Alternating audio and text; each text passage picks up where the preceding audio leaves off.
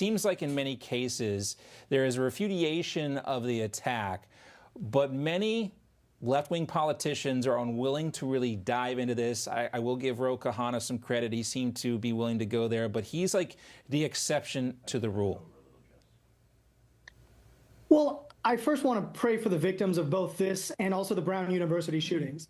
But I also want to point out Republicans claim that they care about stopping violence, as they should. But after this attack in Australia, instead of leading with the fact that a Muslim man, I repeat, a Muslim, helped stop the attacker, conservatives rush to smear Muslims as a whole. And we've seen this pattern.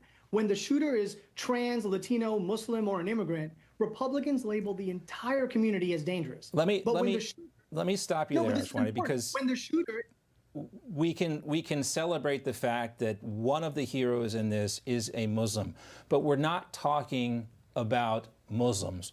We're talking about Islamists, Islamism, which is a problem which permeates through the Muslim religion, and it has become a dominant factor in the way that Islam is practiced across the globe.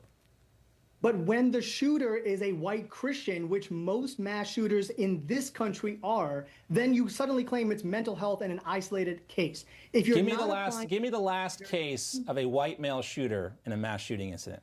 When was the last time it happened? If you're not applying the same standard to every demographic that even Trump's own FBI and DHS says, then you're not serious about stopping violence. You are clearly scapegoating immigrants and Muslim people, and that is wrong.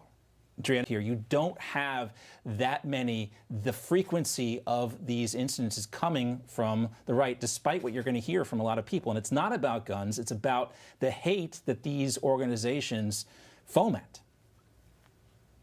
No other developed country has mass shootings at the scale and level that we do. That's a fact. We also have more guns per capita than any country on earth and still have more mass shootings than anyone else. That's a fact. And every credible study, including Trump's own government, shows that fewer guns lead to fewer shootings. That is a fact. And let's be very clear, America is not the only country with mental health issues. Other nations have untreated illnesses, and other countries also have diversity. They just do not have our level of gun violence. This is clearly a gun problem and a regulation problem, but Republicans will not admit that because it threatens the gun lobby, not freedom.